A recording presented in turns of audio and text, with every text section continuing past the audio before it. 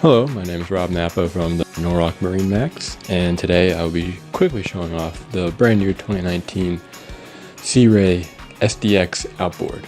The seating in the Sea Ray is all oriented inwards, just like any other Sea Ray out there. The reason for that being is so you can have nice conversations with your guests. Here at the Helm, there's only one display, and that display will display everything for you, such as RPMs, gas, oil, temperature, even your depth finder and GPS. The head on this boat has a nice wood finish and a faucet so you can wash your hands or just wash yourself off.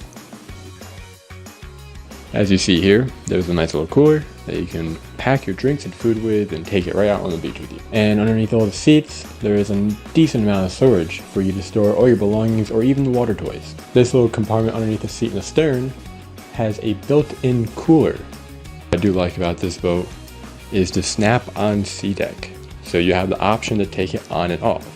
Thank you for watching this quick video on the 290 SDX.